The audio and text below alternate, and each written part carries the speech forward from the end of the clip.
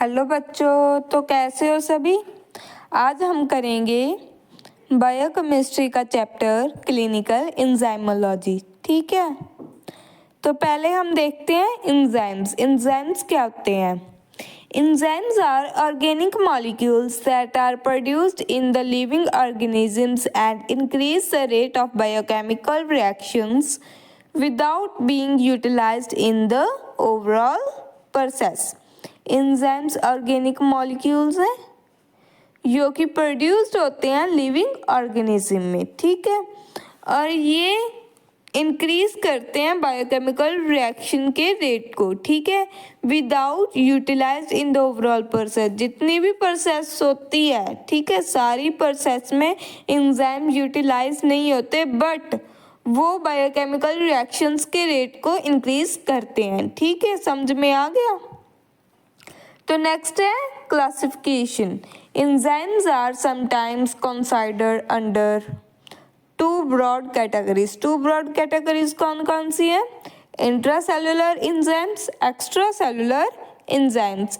Intracellular enzymes में क्या होता है? They are functional within the cells where they are synthesized. ये फंक्शनल होते हैं सेल्स के अंदर ही, ठीक है, जहाँ पर ये सिंथेसाइज्ड होते हैं। सेकंड कौन सा है? Extra cellular enzymes. These enzymes are active outside the cell. All the digestive enzymes belong to this group. जो ये वाले enzymes है ना, एक्स्ट्रा सेलुलर enzymes, ये एक्टिव होते हैं सेल के बाहर, आउटसाइड द सेल। ठीक है, जितने भी डाइजेस्टिव एंजाइम्स आ जाते हैं वो इस ग्रुप में आ जाते हैं, एक्स्ट्रा सेलुलर एंजाइम्स वाले ग्रुप में। ठीक है, सारे के सारे डाइजेस्टिव एंजाइम इस ग्रुप में आ जाते हैं, इस ग्रुप से बिलोंग करते हैं। ठीक है, तो नेक्स्ट है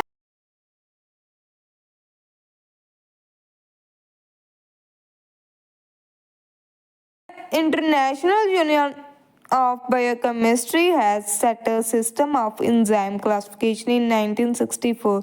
जो इंटरनेशनल यूनियन ऑफ बायोकेमिस्ट्री है उसने एक सिस्टम सेट किया है एंजाइम क्लासिफिकेशन का इन 1964 में।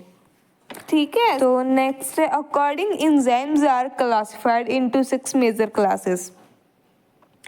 अगर हम अकॉर्डिंगली देखें, ये इसकी 6 मेजर क्लासेस हैं। फर्स्ट है ऑक्सीडो रिडक्टेसिस, सेकंड है ट्रांसफरेसिस, थर्ड है हाइड्रोलेसिस, फोर्थ है लेसिस, फिफ्थ है आइसोमरेसिस, सिक्स्थ है लाइगेसिस। तो हम पहले फर्स्ट देखते हैं। Enzymes involved in the oxidational reduction reactions, they catalyze the addition of oxygen or removal of hydrogen. Enzymes involved होते हैं, इसमें क्या होता है? ये ऑक्सीडेशन और रिडक्शन रिएक्शंस करते हैं, ये कैटेलाइज करते हैं, ऑक्सीजन की एडिशन करते हैं और रिमूवल करते हैं हाइड्रोजन को। ठीक है, इसमें एग्जांपल्स क्या आ जाएंगी? अल्कोहल डिहाइड्रोजिनेज और साइटोक्रोम ऑक्सीडेज। सेकंड है transferases, enzymes that catalyze the transfer of functional groups from one substrate to another. वो enzymes होते हैं जो कैटालाइज करते हैं, ट्रांसफर करते हैं फंक्शनल ग्रुप को वन मॉलिक्यूल से लेकर दूसरे मॉलिक्यूल तक। ठीक है, इसमें एग्जांपल्स क्या आ जाएंगी? हेक्सोकाइनेज और फोस्फोराइलेज। थर्ड है हाइड्रोलाइसिस, इसमें क्या होगा? Enzymes that bring about hydrolysis of various compounds with the addition of molecule of water. इसमें होता है कि हाइड्रोलाइसिस होते हैं बहुत सारे कंपाउंड जिसमें वाटर का मॉलिक्यूल ऐड होता है। ठीक है, एडिशन होती है वाटर के मॉलिक्यूल की। तो इसमें एग्जांपल्स आ जाएंगी lipase, amylase, pepsin, alkaline, phosphate. तो फोर्थ है लाइजेसिस। ठीक है, इसमें क्या आ जाएगा? Enzymes specialised in the addition और removal of water, ammonium, CO2 etcetera. ये एंजाइम स्पेशलाइज्ड होते हैं एडिशन और रिमूवल करने में of water, ammonium, CO2 etcetera. कि वाटर की रिमूवल और एडिशन करने में, अमोनिया की रिमूवल और एडिशन करने में, और कार्बन डाइऑक्साइड की रिमूवल और एडिशन करने में ये स्पेशलाइज्ड एंजाइम्स होते हैं। ठीक है, एग्जाम्पल क्या आ जाएगी, एल्डोलेज और फ्यूमेरेज। ठीक है, तो फिफ्थ कौन सा है, आइसोमेरेजेस। ये कौन कौन से होते हैं, ये कौन से एंजाइम्स होते हैं, आइसोमेरेजेस।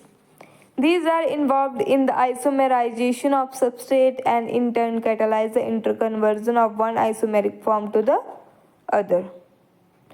ये आइसोमेरेजेस हैं, ये आर इंजाइम्स होते हैं जो कन्वर्ट करते हैं वन आइसोमर को दूसरे आइसोमर से। ठीक है, आइसोमर मतलब शेयर करते हैं सेम मॉलिक्यूलर फॉर्मूला।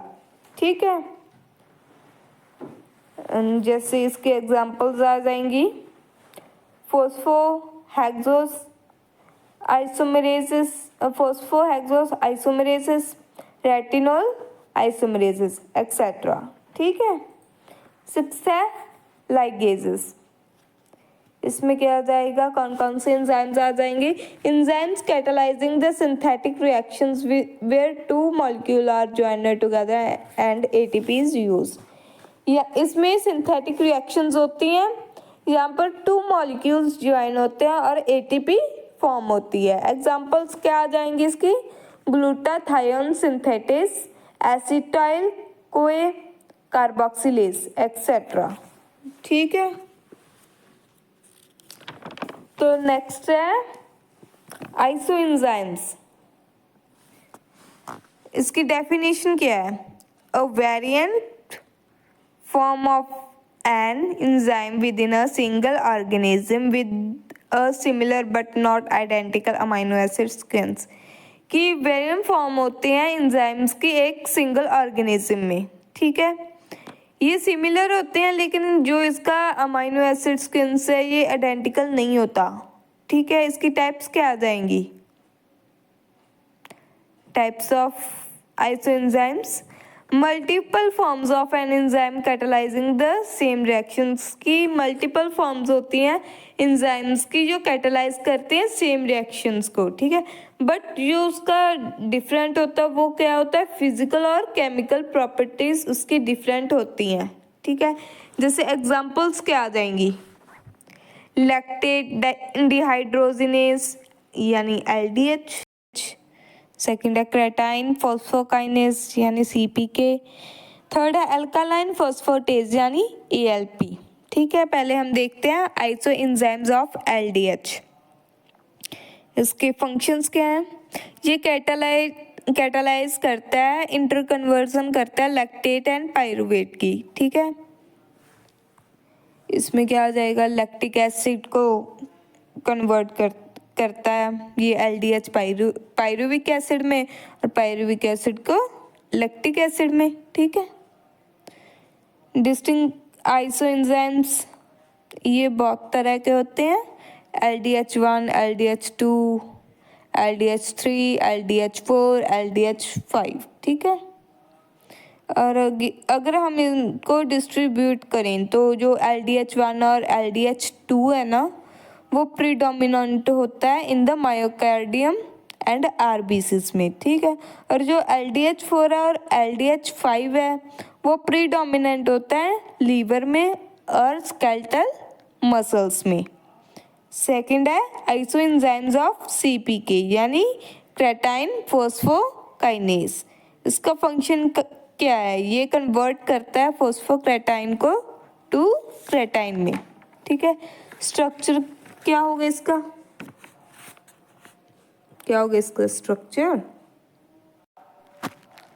ये कंपोस्ट करता है M and B सब यूनिट्स को। M का मतलब मसल और B का मतलब ब्रेन है। ठीक है, और इसकी टाइप्स क्या आ जाएंगे, CPK1 यानी BB, ये क्या है ब्रेन, और CPK2 MB यानी हार्ट, CPK3 MM यानी स्केलेटल मसल।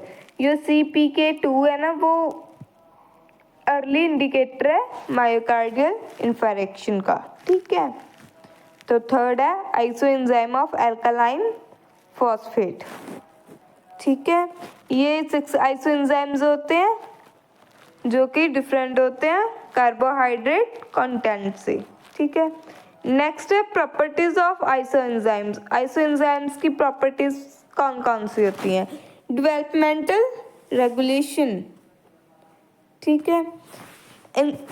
डेवलपमेंटल रेगुलेशंस में क्या होता है? Isoenzymes expression can change during development with different forms being active at various life stages. कि जो आइसोएंजाइम्स हैं उसके एक्सप्रेशंस चेंज होते हैं जब डेवलपमेंट होती है, ठीक है। जो आइसोएंजाइम्स हैं वो डिफरेंट फॉर्म्स में एक्टिव होते हैं जब भी जिस तरह का लाइफ स्टेज होगा, ठीक है। और नेक्स्ट है रेगुलेटरी मैकेनिज्म। रेगुलेटरी मैकेनिज्म में क्या है? They may respond differently to inhibitors and activators allowing for fine tuner regulation of metabolic processes. ये रिस्पॉन्ड करते हैं डिफरेंटली कि कब इनहिबिट होना है और कब एक्टिवेट होना है, ठीक है। ये फाइन रखते हैं जो सारा मेटाबॉलिक प्रोसेस है उसका रेगुलेशन करते हैं आइसोएंजाइम्स, ठीक है। थर्ड क्या है? Isoenzymes different in amino acid composition and but not always they have similar structure. जो आइसोएंजाइम्स हैं वो डिफरेंट होते हैं अमाइनो एसिड कंपोजिशन से, ठीक है। इसका हर टाइम सिमिलर स्ट्रक्चर नहीं होता, ठीक है। नेक्स्ट है each isoenzyme from will have different kinetic and regulatory properties. They reflect its role in that tissue. कि जो हर एक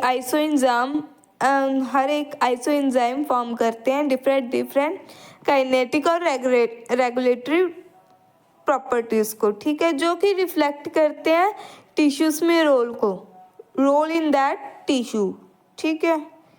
तो ये हमने चैप्टर आधा कर दिया। तो नेक्स्ट हमारे रह गए इसके enzymes of diagnostic importance in liver disease, ठीक है। तो ये हम नेक्स्ट लेक्चर में करेंगे। तो अभी के लिए बाय बाय बच्चों।